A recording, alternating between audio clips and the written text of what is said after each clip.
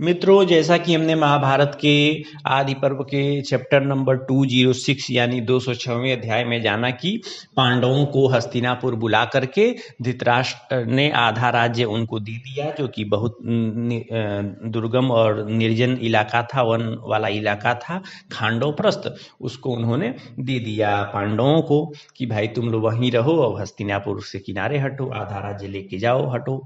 तो फिर पांडवों ने क्या किया कि विश्वकर्मा जी की सहायता से वहाँ पर खूब अच्छा नगर बसाया। कृष्ण जी भी थे, वो सब सारा सेटअप देख रहे थे। फिर जब पांडव लोग की नगरी बहुत अच्छी एकदम बस उस गई, या पूरा एकदम चकाचक सारी व्यवस्था हो गई, तो कृष्ण जी भी लौट आए, वेद व्यास जी भी अपने आश्रम चले गए और विश्वकर्मा भी आज्ञा लेकर के निकल गए। अब क्या हुआ कि जैसा कि कृष्ण जी ने युधिष्ठिर से कहा था कि नारद जी आएंगे और वही तुमको धर्म का उपदेश करेंगे, कैसे राज्य चलाना चाहिए, ये सारी चीजें बताएंगे, तो तुम उनकी बातें सुनना। तो इस चैप्टर में जन्मेजय जी हैं, वो पूछ रहे हैं कि मेरे बाप दादों के जो पिताजी लोग थे, यानी कि मेरे पूर्वज थे युधिष्ठिर आदि, जब उनको इंद्रप्रस्थ का राज्य मिल गया तो उन पांडवों ने कौन सा महात्मा अच्छा काम किया, कैसे वो लोग वहां रहे। और ये बताइए कि जब पांचों की एक ही पत्नी द्रौपदी थी तो उन लोगों में फूट क्यों नहीं हुई, और सब लोग द्रौपदी से कैसा बर्ताव करते थे, ये सारी बातें बताइए। तब वेद व्यास जी के परम शिष्य वैशंपायन जी वो कहानी बताते हैं कि जब पांडव लोग खांडव प्रस्थ में रहने लगे तो वो लोग क्या करते थे, बड़े धर्म के साथ राज्य का पालन करते थे। पांडव बड़े बुद्धिमान थे और उनको पता था कि किस तरह से राज्य का पालन करना चाहिए। तो जैसा कि पहले से बताया गया था कि देवर्षि नारद आएंगे, तो देवर्षि नारद जी आए आकाश मार्ग से, और नारद जी भाई हमेशा से रहे हैं, तो आप समझ ही रहे हैं कि ऋग्वेद, सामवेद, यजुर्वेद, न्याय संहिता, मतलब पूरा दुनिया नारद जी देखे हुए हैं, तो उनको अच्छे से मालूम है कि राज्य जो कैसे चलाना चाहिए, क्या क्या नीति, क्या कर्तव्य है, उस सब के बारे में नारद जी जानते हैं। हम नारद जी से जानकार आदमी कौन होगा। तो फिर नारद जी की बड़ाई इस चैप्टर में बताते हुए कहा गया है कि जब नारद जी आए तो युधिष्ठिर ने उनका सम्मान करके उनको सिंहासन पे बैठाया और उनसे कहा कि हे प्रभु, आप कैसे हैं। तो फिर द्रौपदी जी भी आई और द्रौपदी जी ने भी नारद जी की बड़ी पूजा पाठ की। तो जब सब हो गया तो द्रौपदी से बोले कि हे नारद जी, कि अब तुम भीतर जाओ। फिर एकांत में पांचों पांडवों को बुला करके नारद जी समझाना शुरू किए कि देखो द्रौपदी, तुम लोगों की एक ही धर्म पत्नी है, तो तुम लोग कुछ ऐसा नियम सेट कर लो कि तुम लोगों में कभी फूट न पड़े। क्योंकि दो असुर भाई थे जिनका नाम था सुंद और उपसुंद, वो बहुत प्रेमी आदमी थे, और वह जो क्या था, एक साथ रहते थे और कोई उनको मार नहीं सकता था। उनका एक ही राज्य था, एक ही घर था, मतलब सब चीज एक ही था, इतना अटूट प्रेम था।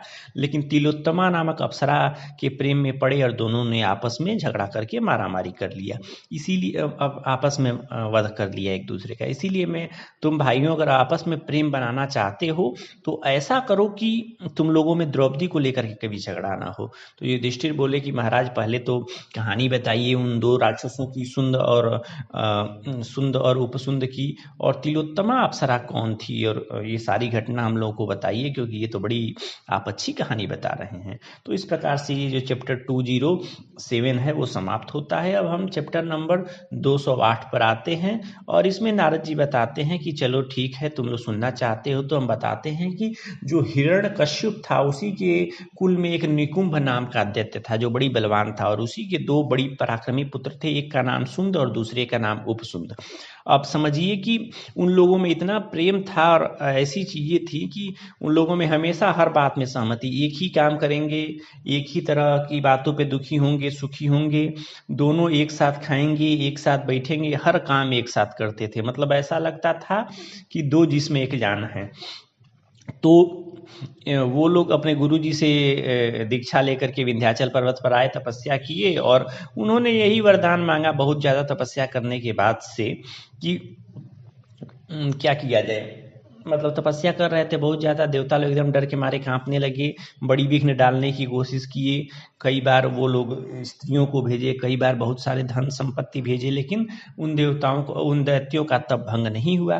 तब देवताओं ने क्या किया कि माया रचनी शुरू कर दी और उन दैत्यों के सामने ऐसा दिखाया कि उनकी बहनें, माताएं, पत्नियां और जो भी आत्मीय जन हैं उनको क्या हो रहा है कि कोई एक राक्षस है जो बार बार मार रहा है, पृथ्वी पर पटक दे रहा है और उन बेचारियों का बड़ी अपमान कर रहा है।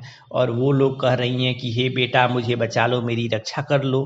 लेकिन फिर भी इतना सब देवता लोग माया किए, लेकिन वो दोनों जो दैत्य थे उन्होंने अपनी तपस्या नहीं तोड़ी। तो क्या हुआ कि जब देवता लोग बेचारे कितना मेहनत करते, तो उन देवताओं ने अपनी माया हटा ली। तब ये लोग बड़ी परेशान हुए कि अरे बाप रे क्या किया जाए। तब तक ब्रह्मा जी खुश हो गए इन दैत्यों के ऊपर कि देखो भाई ये तो बड़े मतलब तपस्या प्रेमी जीव हैं कि इतना कष्ट सहने के बाद भी ये लोग तपस्या से हटे नहीं। तो ब्रह्मा जी आए और बोले कि आप क्या वर चाहते हैं दोनों भाई बताइए। तो ये लोग बोले कि हमको सारी मायाएं आ जाएं, जितना भी आसुरी मायाएं होती हैं सब हम जाने, अस्त्र शस्त्र सब जाने, बलवान हो, इच्छा अनुसार कोई भी रूप धारण कर ले और अमर हो जाएं। तो ब्रह्मा जी ने कहा कि अमर तो नहीं हो पाओगे बेटा, बाकी कुछ सब चीज मिलेगा जो तुम मांगना चाहते हो, मृत्यु को छोड़ के सब चीज मिलेगा। लेकिन तुम कोई ऐसा विकल्प मृत्यु का बता दो कि कैसे तुम मरना चाहते हो। ठीक, तो जैसा तुम लोग कहोगे वैसा हम करेंगे, क्योंकि अमरत्व तो तुम्हारी तपस्या का उद्देश्य था नहीं, और अगर तुम अमरत्व पालोगे तो वो भी कामना मैं तुम्हारी पूरी नहीं करूंगा, बाकी हर कामना तुम्हारी पूरी कर दूंगा। तब सुंद और उपसुंद नाम के दोनों राक्षस भाई बोले कि हम लोग जो हैं हम ही लोग एक दूसरे को मार पाए, बाकी पूरे त्रिलोकी में कोई एक दूसरे को ना मार पाए। उन्होंने ये बात इसलिए कही क्योंकि भाई बोलो उन लोगों में इतना प्रेम था कि एक भाई दूसरे भाई को मारेगा कैसे। तो ब्रह्मा जी ने कहा कि हाँ ये ठीक है, मैं तुम्हारी हर बात मानता हूँ, तुम्हारी मृत्यु का यही रहेगा आंकड़ा कि आपस में ही लड़के मरोगे, बाकी किसी कारण से नहीं मर पाओगे। तब ब्रह्मा जी चले गए और ये भाई तो एकदम समझिए कि चारों ओर लगे एकदम तबाही मचाने, और क्योंकि भाई इनको कौन जीत सकता था। पूरे नगर में एकदम हर्ष उल्लास का माहौल बन गया कि देखो भाई ये लोग बड़े बलशाली थे और अब तो ब्रह्मा जी का इनको आशीर्वाद भी मिल गया है। इस प्रकार महाभारत का 208वां अध्याय जो आदि पर्व का था वो समाप्त हुआ। अब हम 209वें अध्याय पर आते हैं। इसमें नारद जी बताते हैं कि पहले तो इनके आने पर नगर में बड़ी उत्सव मचाया गया, राक्षसों ने एकदम पार्टी खूब मचाई। उसके बाद से इन दैत्यों ने कहा कि अब हम लोग क्या करेंगे, त्रिलोकी पर विजय प्राप्त करेंगे। और फिर देवता लोग भी स्वर्ग छोड़ करके भाग गए, क्योंकि उनको मालूम था कि इनसे कौन लड़ने जाए जब इनको ब्रह्मा जी ने खुद वरदान दे करके रखा हुआ है। तो दैत्यों ने इस तरह से सारी धरती जीत ली, सारा स्वर्ग जीत लिया।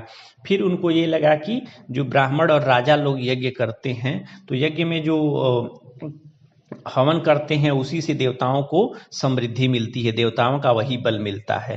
तो अगर हम लोग यज्ञ को ही खत्म कर दें तो देवता लोग वैसे ही कमजोर हो जाएंगे। इस तरह उन्होंने क्या किया कि सारे ब्राह्मणों को, सारे आचार्यों को मारना शुरू कर दिया जो लोग भी यज्ञ करते थे।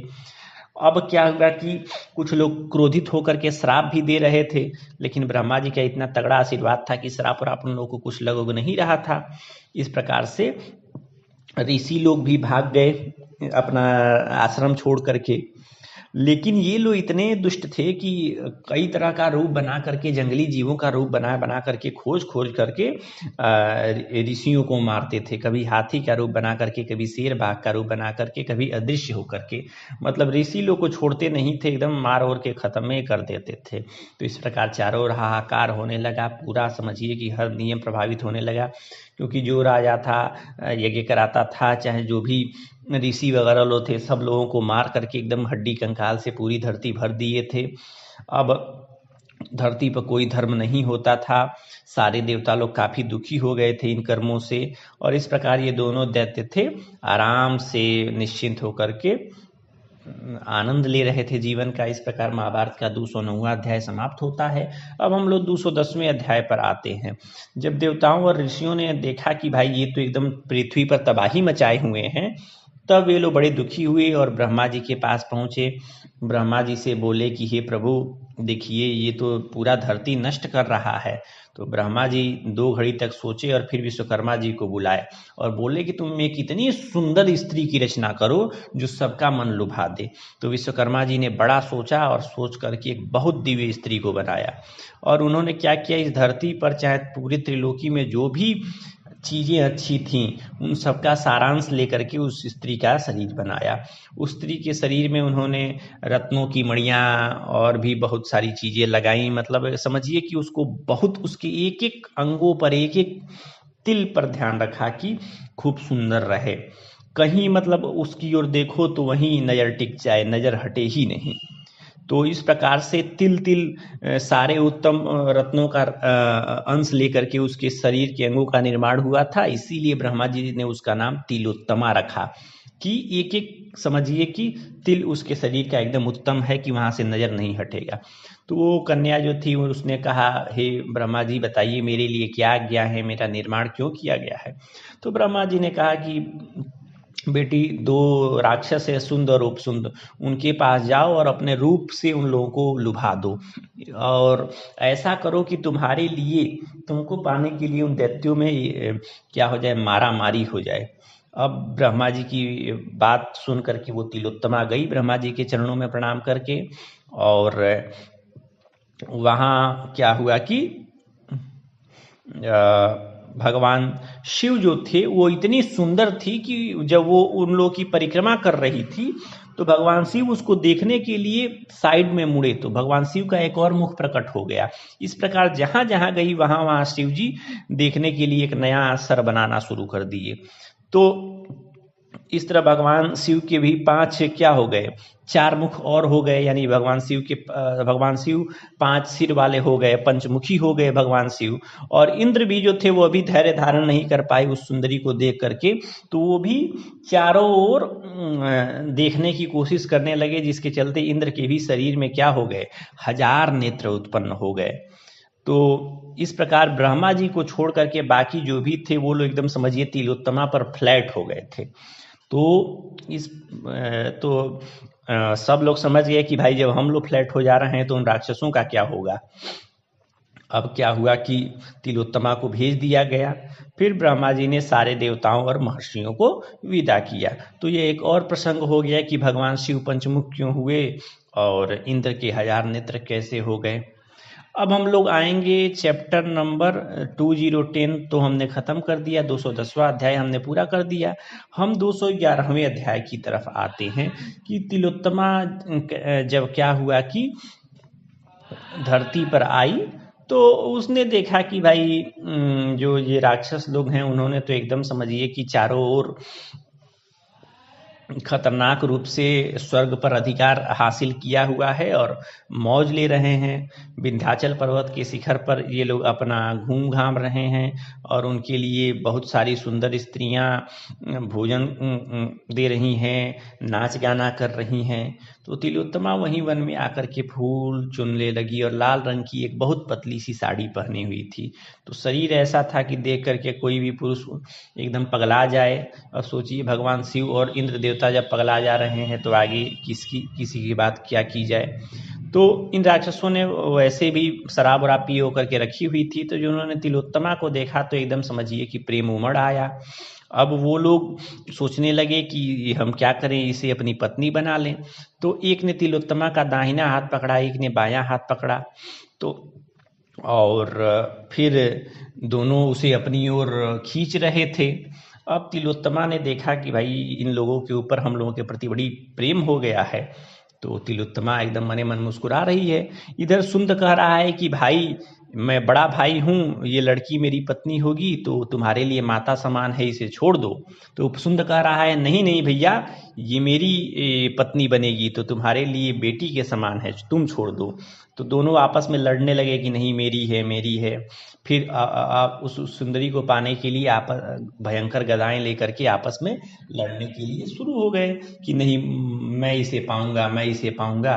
फिर दोनों भाई आपस में इतना लड़े कि लड़ते लड़ते मर गए।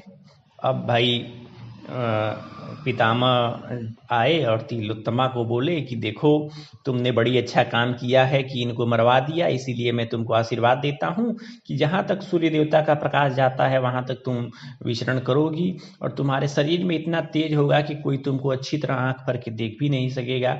इस प्रकार तिलोत्तमा ने देवताओं के लिए एक बड़ा अच्छा काम किया, उनको ब्रह्मा जी ने आशीर्वाद दिया। फिर इंद्र को बोला कि बाबू अब तुम त्रिलोकी की रक्षा का भार संभालो और अब कोई टेंशन लेने की जरूरत नहीं है। ऐसा कह करके ब्रह्मा जी ब्रह्मलोक चले गए।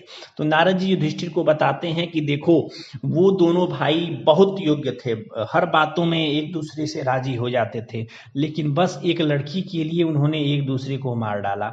इसीलिए मैं चाहता हूं कि तुम लोग ऐसा नियम बना लो आपस में कि द्रौपदी के लिए तुम भाइयों में कभी फूट न पड़े। ऐसा ना हो कि लगे कि युधिष्ठिर के साथ ही द्रौपदी ढेर रह रही है और बाकी पांडवों को टाइम ही नहीं दे रही है। तो इस तरह किसी के भी पांचों में एक आदमी के मन में ख्याल आ जाएगा तो मामला गड़बड़ा जाएगा। तो नारद जी की बात सुनने पर उन लोगों ने भाई उन्हीं के सामने एक नियम बनाया कि हम लोगों में से हर आदमी के घर में एक एक वर्ष द्रौपदी रहेगी और जब द्रौपदी के साथ कोई भाई है अपना एकांत टाइम बिता रहा है, उस टाइम अगर दूसरा भाई बस देख फिर भी लिया तो उसे 12 वर्ष जंगल में रहना पड़ेगा, ब्रह्मचर्य का पालन करना पड़ेगा। तो पांचों पांडवों ने ये नियम बना लिया। फिर नारद जी प्रसन्न होकर के चले गए। अब इसी तरह नारद जी की प्रेरणा से पांडवों ने जो नियम बना रखा था कि टाइमिंग बांट लिया था कि एक एक साल सबके साथ द्रौपदी रहेगी, उस बीच में कोई दूसरा इंटरफेयर नहीं करेगा, तो पांडवों में कभी विरोध नहीं हुआ। इस प्रकार से हे जन्मेजय, तुम्हारे जो पूर्वज पांडव थे वो लोग एक ही द्रौपदी के साथ रहते हुए कभी एक दूसरे से झगड़ा नहीं किए। इस प्रकार महाभारत का 211वां अध्याय समाप्त होता है।